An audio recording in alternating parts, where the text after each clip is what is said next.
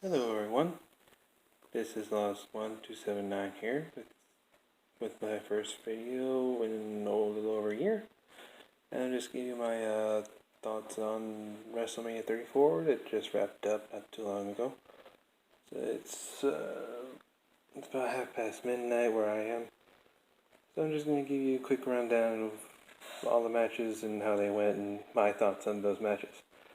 Alright, first off on the pre-show was the Andre Giant Memorial Battle Royal, the 5th annual one. And it's basically included everybody who didn't have a match on the main card in the show, which included both previous winners, Mojo Rawley and Baron Corbin. Like that. It's like, oh, you put a rocket on your back if you win. Yeah. Ask Cesaro how that went.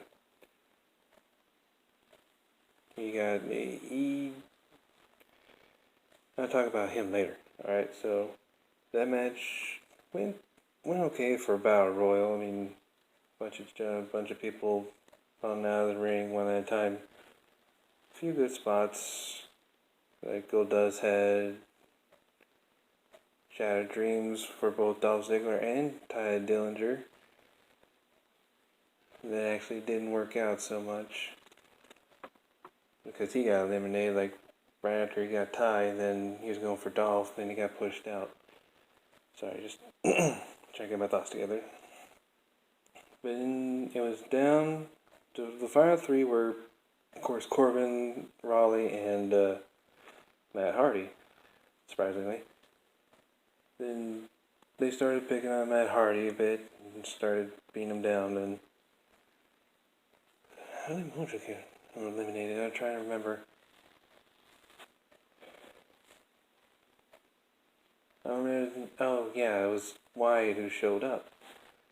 Because we hadn't seen him since the Ultimate Deletion match, which you'd seen him going into the Lake of Reincarnation and then fade to black.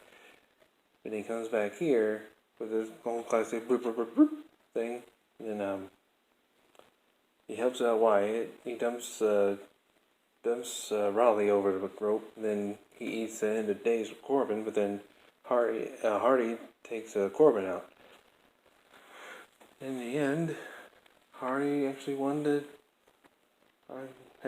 with the help of his new best friend, Bray Wyatt. I was like, interesting to sort of see this goes. But it was good. It was a solid opener. It wasn't bad, it wasn't good. It was just there. Alright, so next was the Cruiserweight, the title match for the vacant Cruiserweight title since the whole Enzo Amore fiasco. And it was between Cedric Alexander and Mustafa Ali. It was a good match. I didn't really catch most of it because I was in the middle of doing some errands. And catch the highlights and a lot of good high flying spots, I should say. Then sorry, it's kind of crappy quality. Alright, and then what was I? Oh yeah.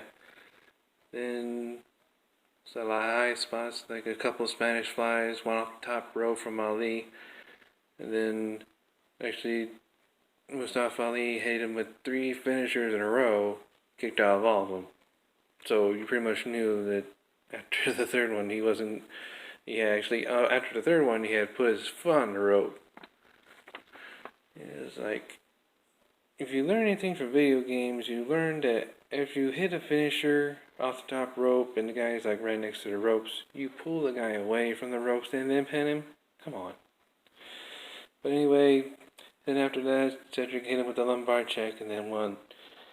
It's like, good for him. He really deserves it because he's like pretty much the best cruiserweight that they have right now. Well, him and Ali are pretty good. It's like, but the rest of them could use a little work. But other than that, it was an all-around good match. Alright, then there's the final match of the pre-show, which was the women's battle royale, or the Fallopian Tube battle royale. If you've seen that trophy that they have. Trophy. Alright, so it had And most of the women who, of course, didn't have a match on the main card. They, uh, no. Wow, I'm having trouble thinking of her name right now. Becky Lynch. Wow, that took me a minute. And then, yeah, she got her entrance at the beginning. And then after that, everybody else came out. Well, mostly everybody else. It was like 6 women from six callers from NXT, which nobody really knew because the problem with that is it only goes on the WWE Network, and it only has like 1 or 2 million subscribers right now. And and then at the end, they had entrances for Bayley and Sasha. Shows how they really want to represent the women, even though the 2 title matches are actually pretty good. But I'll get to those later. All right, so basically it's your standard battle royale affair. Everybody got some good spots. It was pretty much the Sasha and Bayley show up until the end, where it was just her and Bayley in the ring, and Sasha's like, "Oh, I'm sorry for the whole elimination chamber thing." Just like Bayley's just like, "Nope," and whoop over the top rope, and then Bayley running around thinking she won, like, me, yay, me. It's like, nope, nope. Earlier in the match, Naomi had got knocked out of the ring by under the second rope, save her for later. But in the end, she came back in. It's like, nah, you gotta deal with me. And then the Bayley came running at her and ran right into her ass, which she calls the rear view, which is her finisher. Well, I don't know which is worse, that one or Bayley to belly. It's just a suplex. Come on. I think you change that. Or can we give her a submission or something? Come on. But yes, at the end, Naomi does come in and win. I mean, she had her big WrestleMania moment last year when the SmackDown Women's title, and then she gets her moment here, which is good for her, I guess.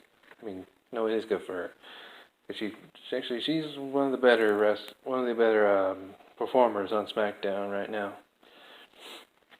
Alright, and that would be the last one for the pre-show. And then the main show started. Opening was okay. It wasn't as good as last year's, I believe. And yeah, it's down New Orleans where WrestleMania 30 was. We know. So Undertaker streak ended. We got it. WrestleMania began. All that good stuff. Okay, first, it was the IC title triple threat match with Seth Rollins, Finn Balor, and The Miz, of course. Brand new Papa The Miz. It's all around great match. Not good spots. Not a Miz. I'm really starting to like The Miz now. I mean, I've always liked him, but not as much as I do, because he's after that interview with Daniel. After that, what was it? It was Talking Smack where he pretty much went off on Daniel Bryan. After that, he's just been up there. I don't know how he did it. It's like, who's this guy? Where have you been for the last 10 years? Alright, so, yeah, they said they have a good match, not a good spots. So Rollins did a nice superplex off the top rope. Miz, actually, they called it a bulldog, but it looked like a skull-crushing finale off the top rope, but they didn't get the pin on it. But in the end, it was Balor had hit the coup de grace on The Miz, but then when he went to pin him, Rollins had hit him with the frog splash from way high up. I mean, he got some air on that one. Dang it, he keep getting up there. Sorry. Well then, yes, and then at the end, he hit the stop on Balor, then another one on The Miz to win the title, and becomes I don't know if he's the last one or the second one to win the Grand Slam of the championships, because this is his first time winning the Intercontinental. And of course, he had won the United States title from John Cena while he was WWE champion back in 2016. And then, he already had all the other ones, so yeah, good on Seth. He deserves it, but I think Finn kind of deserved it more.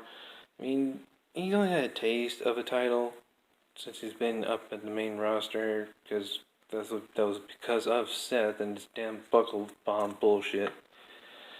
Other than that, I mean, it was okay. It was okay. It was a good match.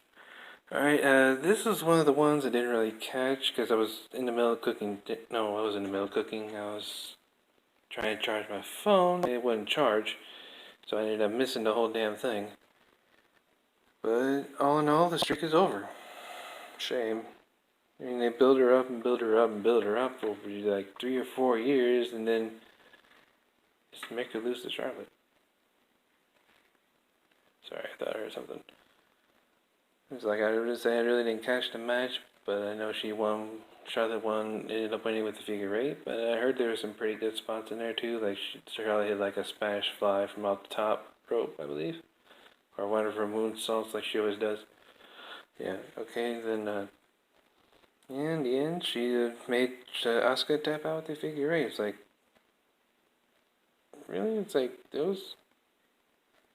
Like that match was pretty much a lock for Asuka winning. It was surprising, but I mean, all good things must come to an end. But I feel bad for Asuka. She's a pretty good wrestler.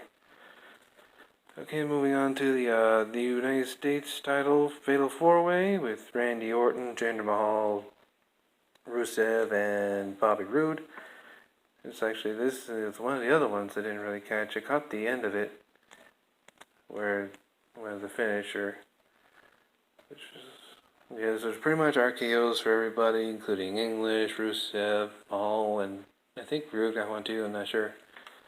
But yeah, then of course Randy hit all of his spots, and Roode wasn't really, I mean, I don't know why they put the title on him just to take it off him like a month later. It didn't really make much sense. I mean, if you're trying to build somebody, you keep the title on them for at least like 2 or 3 months. I mean, maybe make him lose it at one of the major pay-per-views, but they made him lose it at, what was the other one? Well, the last one was Fastlane. They made him lose it at Fastlane. Like, I don't get that. But anyway, the finish was Rusev was getting pretty much a stadium-wide chance of Rusev Day, and he was about to set up the accolade on Jinder. Then, of course, the old tried and true method of Jinder Mahal winning. Distraction, Colossus, 1, 2, 3. Sad. Just, I mean, why are they trying to do it with Mahal? I don't get it. He was a jobber a year ago. I mean, before he won the title, he was a bona fide jobber, losing to Hornswoggle. And all of a sudden, he's this big ripped guy. When the WWE title, and he lost it because I believe they didn't really want to see Mahal versus Lesnar Survivor Series. You know, yeah, nobody ever wanted to see that. That's why they gave it back to Styles. That match made more sense.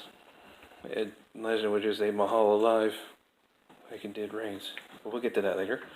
Okay, yeah. Like I said, RKO's for everyone, but Jinder's the one the same way that he always does. And that's hopefully we'll see better things out there for there. Hopefully Rusev gets his big break sooner rather than later, because they had put him in that match because he wanted to quit. Like, why you just put him back there to make him eat the pin? I don't get that. Alright. Okay, next was the next tag match, the big promoted one between Rousey and Angle and Triple H Stephanie.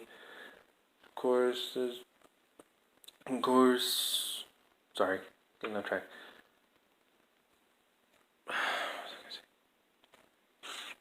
Of course, the Triple H and Stephanie had to come up on their roided fucking tricycles. It's like, why? Just why? You're not cool anymore. You're old. I don't get why you gotta try to be cool anymore. You're not cool anymore. You were cool, but now you're not. Stop it. But yeah, but it was actually a lot better than I expected, because Of course, the Triple H staff did all their whole heelish tactics. Staff got a couple of cheap shots in on both Ronda and Angle. Then, of course, they got the hot tag on Ronda. Then she came in and pretty much owned Stephanie's ass for the first part. But then Stephanie started making a comeback. And then a lot of crazy stuff happened. Ronda actually got to beat up on Triple H. Was like, oh, okay. I mean, since they're like the bosses, I mean, they can let that happen. I mean, it's their match. They can do whatever they want. But I was like, yeah, that's surprising. It made Ronda look really, really strong. And then it was Angle's turn to try to put an ankle lock on Stephanie, but that didn't really go through as planned. But then, yeah. But in the end, towards the end, there was attempted double tap out between Angle and Rousey with the armbar and the ankle lock. But then Triple H made the counter and pulled Angle into Ronda, making it seem like she pretty much beheaded him, or he pretty much beheaded her. It's like, oh shit, that doesn't look good. And it looks like they're about to lose. I don't know if that's not gonna happen. But in the end, the Ronda made Stephanie tap pretty fucking quickly. And I'm talking like not even 5 seconds. It was pretty good. It was like, please break her arm. I want to see her arm break. I don't know why I wanted that. I was getting really into the whole thing because that's what good storytelling does. I mean, it gets you enthralled with the product of what you're watching. So yeah, I mean, I thought it was a really good match. Well, a lot better than I expected it to be. I gotta stop doing that. Just trying to keep it centered. There. Right there. Alright. So, yeah, that Ronda wins her WrestleMania, or WWE in-ring debut. And a fun fact, this was actually Stephanie's WrestleMania debut as well. Because she had never actually done a match at WrestleMania. An actual singles match. And a Pool of Mud with Vicky Guerrero. Yeah. Okay, so next was the SmackDown Tag Team Triple Threat match with the Bludgeon Brothers, New Day, and the Usos. And it was a surprise. I mean, the Bludgeon Brothers had been pretty much mowing everybody down since they got repackaged as Harper and Rowan, the Bludgeon Brothers. And then, yeah, you expect them to mow down everybody at WrestleMania, but they did. I was like, oh, okay. I guess they're pretty high on these guys. I was like, yeah, I mean, they've done some. I mean, Rowan dropped to The Rock. 6 seconds. I mean, you gotta get something for that. I mean, that was just embarrassing. Luckily, hopefully, it didn't surprise you and ask for better, like an actual singles title. But anyway, yeah, it was just like a squash match with 3 teams. It's like, wow, cool. I'm like, okay, they deserve it. Alright, so, and then I'm moving on to the, it's like one of the more weirder choices on the night. The whole Senior Taker situation. And then earlier in the night, he was in the crowd drinking a beer, watching the matches, drinking the beers. Like, okay, I like this. This is actually funny. It's like, I like John Cena as a fan. That's good. And then a little later on, the reps had come out and told him that Taker was here, and then it's like, oh shit, I gotta go get ready. And then at this point, after the tag match was done, his music played. He came down, and he was waiting for Taker to come out. And then the lights got dark. But then it wasn't Taker. It was Elias. He was doing his whole little spiel. He's like, oh, you expecting someone else? It's like, then he started doing heel things. It's like, oh, I'm better than you, Taker. I have a whole bunch of talent, blah, blah, blah. But yeah, basic heel tactics. So, came down to the ring, he shoot off John Cena. He went back into the crowd for a minute, and then Elias started talking smack on him, and then he came back in the ring, did his 5 moves of doom, and pretty much shoot Elias out of the ring. And I was like, really? He's not coming? He's like, well, fuck, man. all depressed. He was like depressed, he was sad. And he's like, yay, I won, I guess. He started walking back up the ramp, then his music stops. Lights go dark again. So it was like, who's it gonna be this time? Then it actually happens. Gong. Yes! Yes, it's happening. It's like I thought it was funny the way Cena looked when the camera was on watching the Undertaker's entrance. He was like, oh my god, it's him! He's actually here! Oh shit! Then he's like, well, then the Undertaker does his usual entrance, 5 to 10 minutes. I was like, I mean, you understand, he does one match a year, and he's 53 fucking years old. And you gotta keep the mystique, man. I understand that. I got it. So then, yeah, Taker does his thing down to the ring, takes off the coat, then takes off the hat, rolls back the eyes, carries Cena. Or I don't think Cena really does scared a lot. I mean, he's supposed to be this big tough guy, and he's not scared by anything. But he's not really convincing as being scared. And then actually started the match, and then actually turned out to be a squash. Because I believe Cena only got like one move in, then Taker did all his old moves.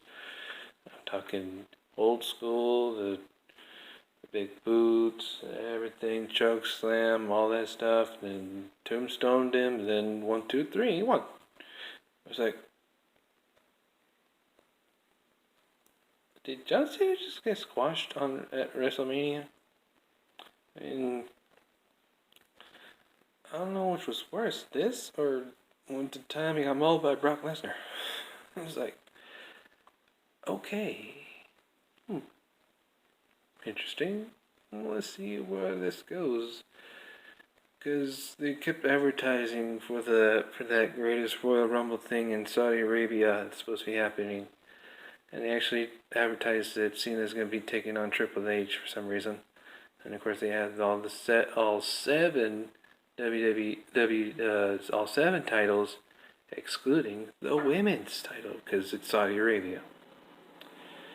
Religion. Bullshit. But I don't care. I mean, probably maybe I'll watch it because it's on a Friday and I have to work, of course. Okay, so what was next? And then it was the triumphant return of Daniel Bryan as he teamed with Shane McMahon against Cammy. Of course, that's Kevin and Sami Zayn. Of course, actually, I was surprised that Shane and Daniel did their entrances first. Because it's Daniel Bryan's big return after 3 years of being gone. I mean, you'd think he would wait. You'd think they would put him on last in that order. But then I saw why they actually did it, because after Bryan and Shane made their entrances, they snuck up from behind and tried to take out Kevin and Sami at the start of the match. And they actually did, because Shane had a hernia not too long ago, and he was still hurting from that. I was like, I don't know how hernias feel, but I've heard they suck. So yeah, Shane was getting beaten on the first 10, 15 minutes of the match.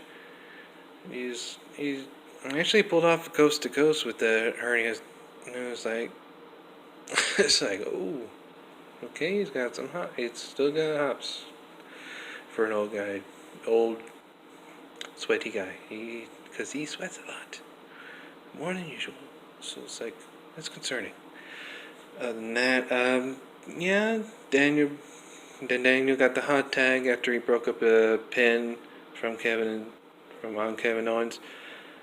And he did all his old stuff. I mean, it's like he hadn't missed a beat since he left. It's like, I was like, dude, this is awesome. I'm happy for this man. He gets to do what he loves to do after having to retire early. It's just like, got me a little emotional. It's like, God damn it, wrestling, why are you making me emotional? Other than that, yeah, so it's like a good return match for Danny. I don't know where they go from here since they fired Kevin Samuels still fired, but of course they just go to Raw and avoid that whole thing.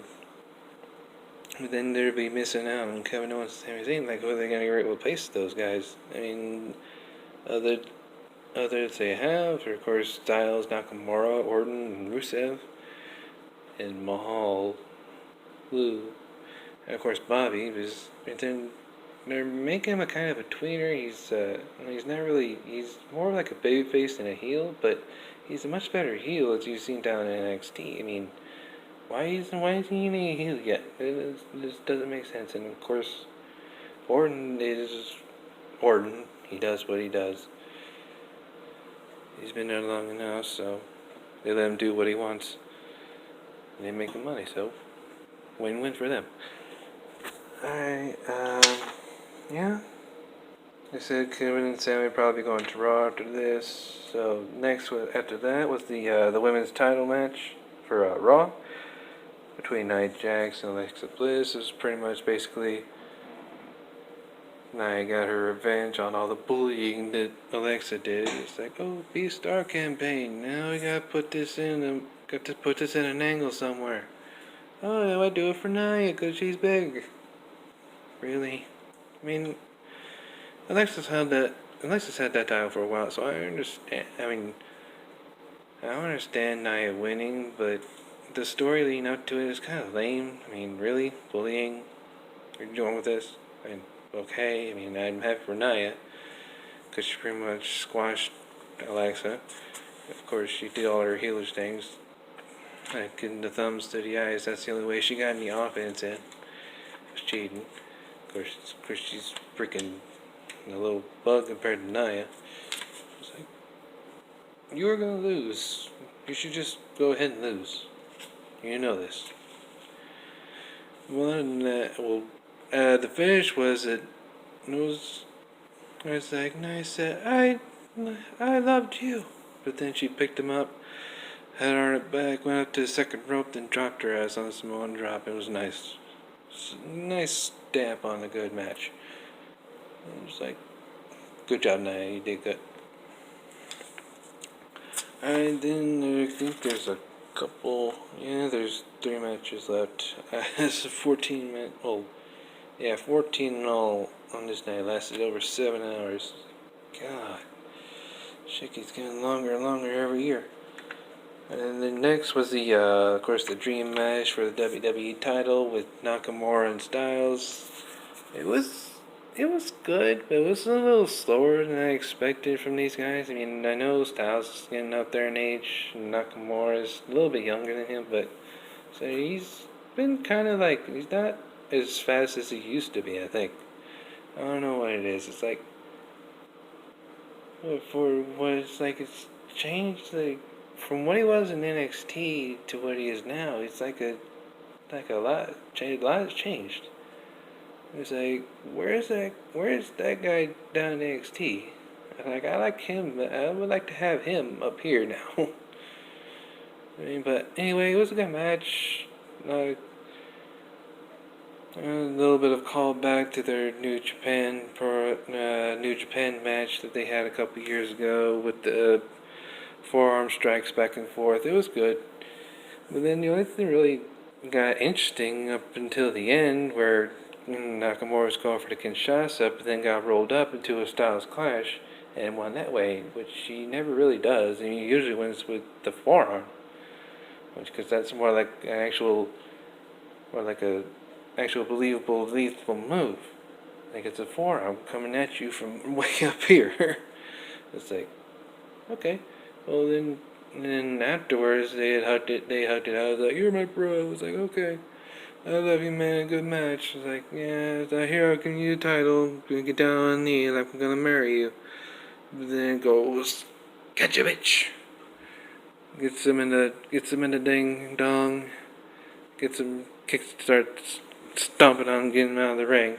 Then he gets down on the floor and Nakamura starts walking up, and then he turns around and Kinshasa him right in the fucking face. It was like, oh, heel Shinsuke. I've never seen this. Maybe it'll be better than what he's doing now. I mean, yeah. Good. Okay. And of course, the this next one is. I couldn't hate it. I mean, I tried. I was trying to get my head wrapped around. I was like, what is going on here? And of course, it was the Raw Tag Team title match between the Bar and Strowman and whoever he decided to have as a partner. A lot of people were expecting a return, like Lashley or Joe or Mysterio or maybe even Hogan. It's like, why Hogan? That doesn't make sense. I mean, I guess. You just get the pop. But that's all it is, it's just a pop. I mean, it's Hogan. He doesn't do much. Not nowadays, anyway.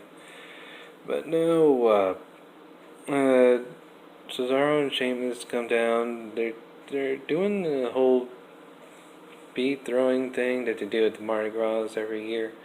I was like, really? This is their entrance? I mean, you've had a lot better entrances earlier. I mean, this is what they get. I mean, these guys are way underappreciated. I mean, they became a good tag team. They were a great tag team now. It's just that, why are you making him do this? I mean, each his own, I guess. Okay, then.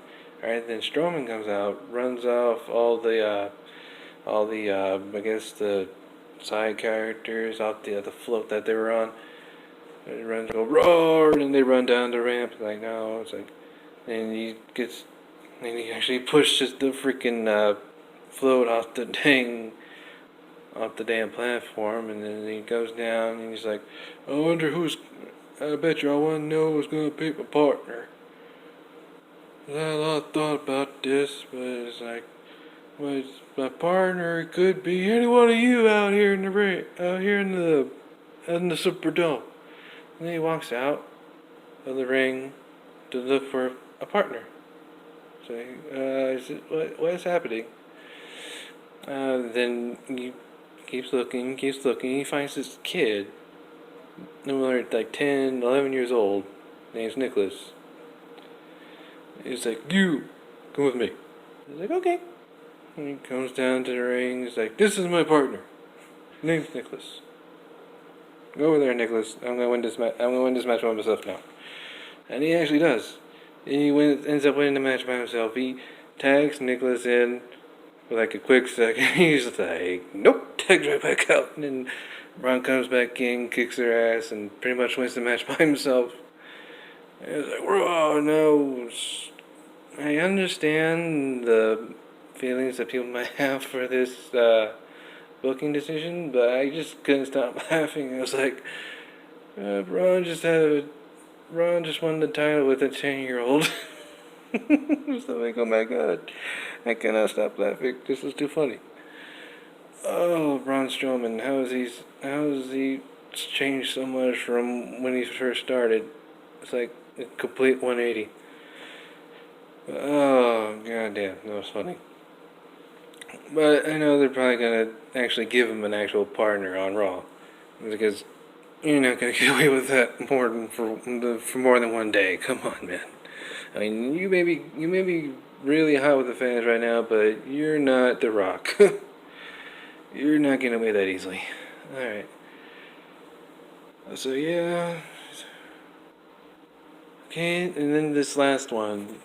Of course, the one that everybody knew that was coming from last year.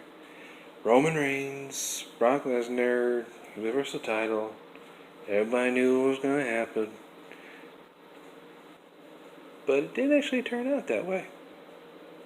I was like, I know it's going to happen, but I'm still going to watch it to see how they get there. Okay, so the match starts out, Brock does his thing, suplex, kind of like 5 suplexes at the beginning.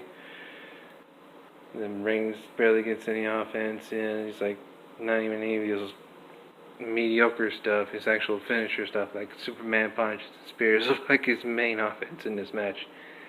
And he starts, and they fight outside for a bit, then they go back in. Lesnar's just manhandling Reigns at this point. It's like became known as what I call the public the live public beating of Roman Reigns. He's like, he started hitting, it's like, him with spear, trying to pin him, kicked out, of course.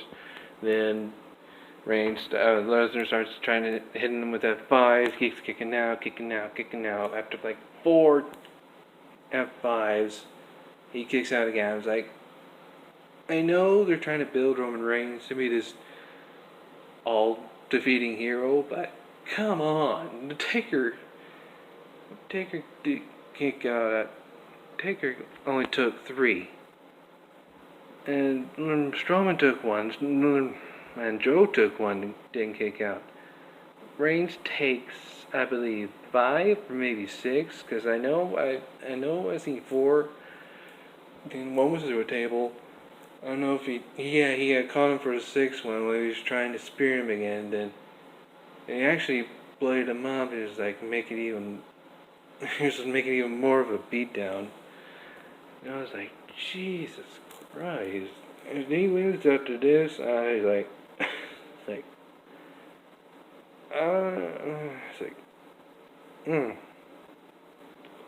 that boy got his ass whooped.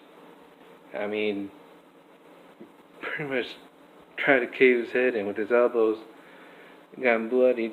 And I was like, oh, Reigns is getting fired up. He sees blood. He's gonna win now.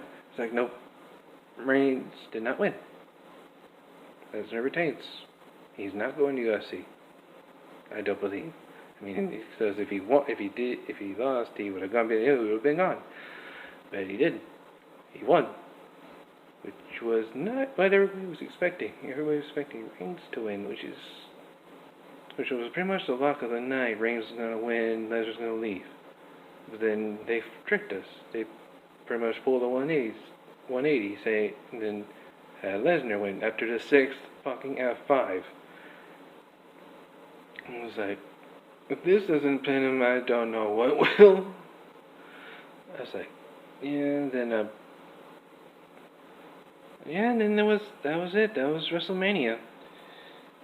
And they started showing all the highlights and stuff from all the good matches, some not so good ones. And I think like my favorite match of the night would have to be, actually, if I think about it, the one that got me most invested was the mixed tag match. Actually, this is, I guess it was Ronda's first big break, first big match. I was like, oh yeah, he's gonna do good. And it's like, I just wanted to see Stephanie lose so bad, and it happened.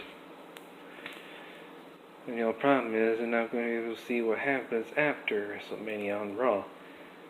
Of course, I had work. But yeah, that was WrestleMania, and it was pretty good for how long it was.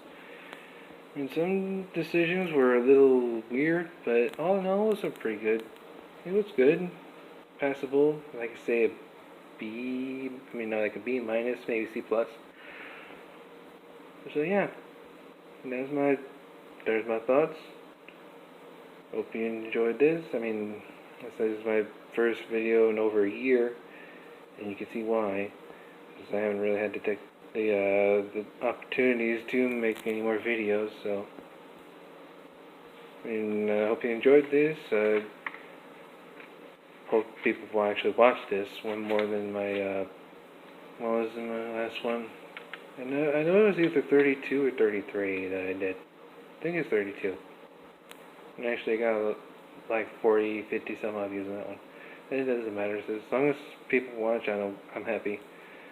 Alright, so this is Lost1279 signing off.